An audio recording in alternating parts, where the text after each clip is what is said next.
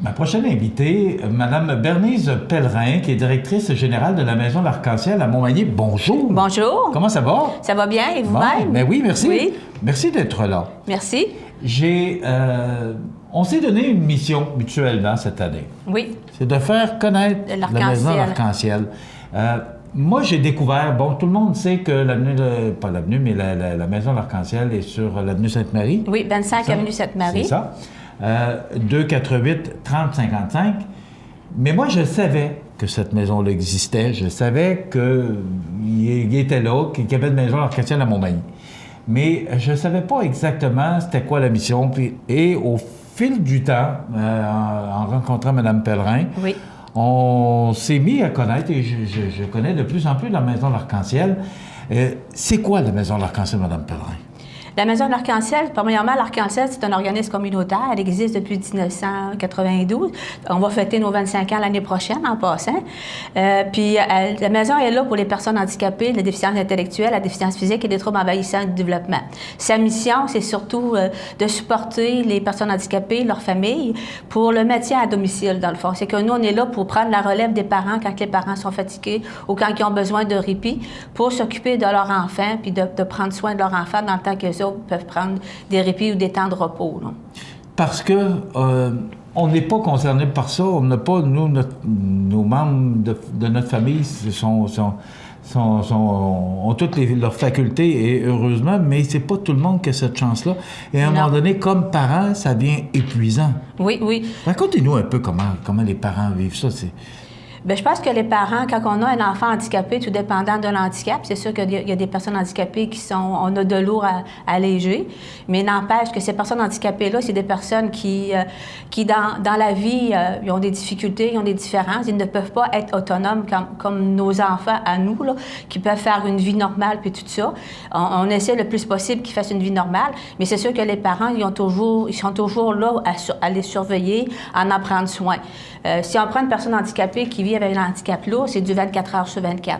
C'est-à-dire qu'il faut le laver, il faut en prendre soin, il faut le voir pour qu'il aille à l'école ou qu'il aille au travail. Le nourrir.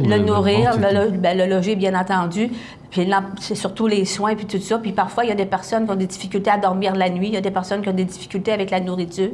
Fait qu'il faut être tout le temps présent à ces enfants-là. Fait que c'est sûr que quand tu as une présence 24 heures sur 24, à un moment donné, tu viens épuiser, tu viens essouffler. Ils ont besoin d'aide là, pour être capable là, de se ressourcer puis de pouvoir continuer.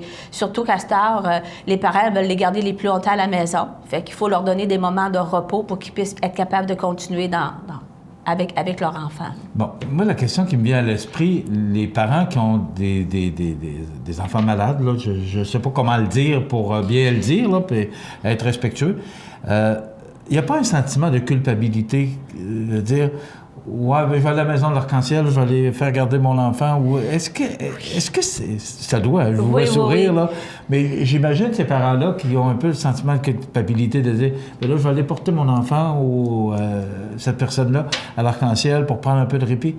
Oui, les parents vivent beaucoup de culpabilité, parce que c'est sûr qu'ils ont l'impression de délaisser leur enfant, ils ont l'impression peut-être pas les rejeter, mais ont vraiment une impression là, d'impuissance par rapport à ça. Puis c'est sûr que quand ils viennent les porter à l'Arc-en-Ciel, ils ont un sentiment de culpabilité. C'est pour ça que nous, à l'Arc-en-Ciel, quand on offre du répit aux parents, on commence toujours progressivement. On leur fait faire une demi-journée pour apprendre à connaître la personne handicapée, puis que pour le parent se sente bien aussi dans cette approche-là aussi, puis qu'il dit, bien là, je commence tranquillement pour voir si l'enfant va aimer ça. Puis après, on commence à une journée complète. Puis après une journée complète, on y va avec une fin de semaine complète.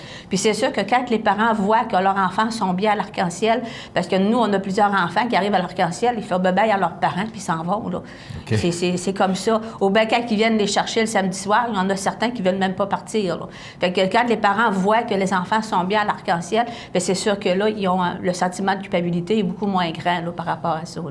C'est combien d'employés à la Maison de l'Arc-en-Ciel? Nous, présentement, on est 22 employés, incluant là, les personnes qui travaillent dans les bureaux, parce que nous, on est accessible 24 heures sur 24. Ça veut dire qu'on travaille de soir, de jour et de nuit. Fait que c'est sûr que ça prend de la relève pour être capable de faire tous les chiffres là, par rapport à ça. Il n'y a pas de congé, là. C'est 52 semaines par année, c'est tout le temps, là. Ça marche tout le temps, là. Bien, c'est sûr qu'on suit un peu les congés des normes du travail pour nos employés, mais c'est 52 semaines par année, oui, qu'on est ouvert.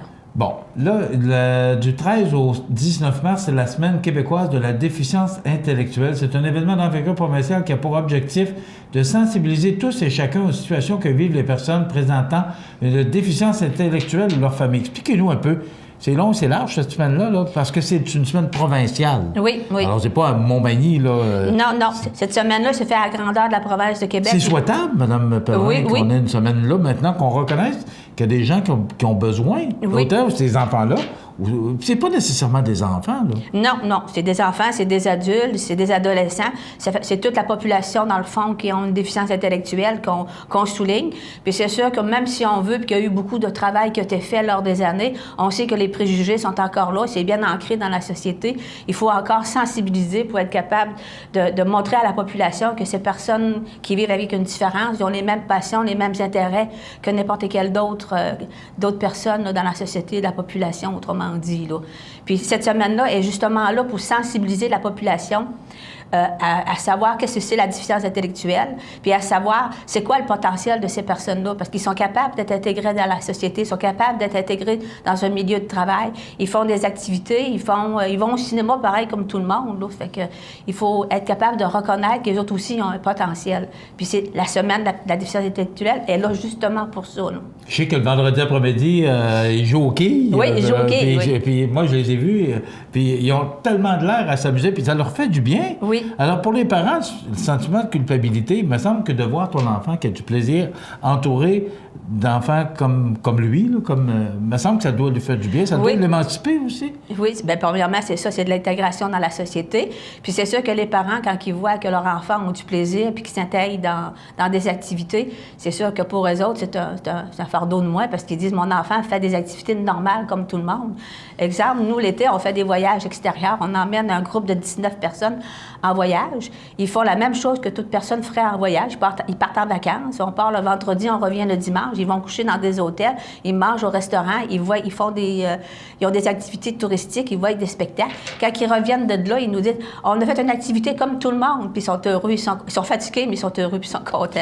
Bon, là, je sais que vous avez des activités parce que ça se finance pas tout seul, ça, la Maison de l'Arc-en-Ciel? Non. Ça nous prend de l'aide. C'est sûr qu'on a des activités qui viennent nous... C'est sûr qu'on a des subventions gouvernementales qui viennent nous aider, mais ça ne suffit pas. Il faut avoir des activités de financement pour être capable de survivre puis être capable de continuer dans notre mission, là. OK. Alors ça, on va en parler un petit peu plus. Là. Il y a on va monter le Sugarloaf là, au mois de 8 et 9 octobre. C'est ça, oui. Alors ça, on va en parler. Là, mais en attendant, qu'est-ce que vous prenez comme... Vous allez chercher l'argent où? Oui, des subventions, mais vos moyens de financement? Bien, premièrement, ça s'en vient bientôt. On a l'emballage chez Maxi pour la fin de semaine de Pâques, c'est-à-dire le 20... Là, je ne voudrais pas mêler mes dates, mais c'est le 23, 24. Ouais. On fait jeudi, vendredi, samedi, on fait l'emballage chez Maxi. Fait qu'on encourage la population à venir nous aider à nous donner des sous lors de l'emballage chez Maxi. Ça fait que ça, c'est une activité qu'on fait. On a aussi un marché aux puces qui est en temps normal à la date de la Saint-Jean-Baptiste. Fait que ça, c'est des activités qui viennent nous aider. Puis on a aussi le marcheton, là, comme vous disiez tantôt, là, qui est une grosse activité qui vient nous aider là, par rapport à nos activités de financement. Bien, tenez-nous au courant.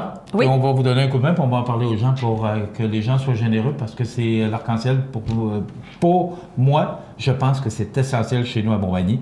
Et on va en parler souvent, justement, pour vous donner ce coup de main-là. Mais c'est parfait, merci. Merci, Mme Pellerin, d'avoir été avec nous, puis on vous encourage à continuer. Il y a de la place en masse, là. Ah oui. Il n'y a pas de problème, là. Les gens qui veulent aller vous voir, il y a un comité d'accueil, puis aussi, vous avez de la place en masse pour recevoir ces gens qui ont des besoins. Oui, nous, on est toujours ouverts. On est ouvert aux nouveaux clients, on est ouvert aux nouveaux parents. Fait qu'il n'y a pas de problème. Ils peuvent téléphoner à l'Arc-en-Ciel ou ils peuvent nous écrire par notre site Internet. Là. Il n'y a pas de problème.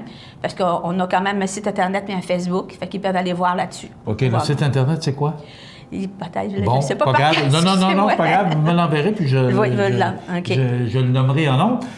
Maison L'Arc-en-Ciel, retenez bien, 25 Sainte-Marie, 248 30 55, Maison L'Arc-en-Ciel. Et retenez bien la Semaine québécoise de la déficience intellectuelle du 13 au 19 mars. Bernice Pellerin, merci d'avoir été avec nous. Merci beaucoup. Merci beaucoup.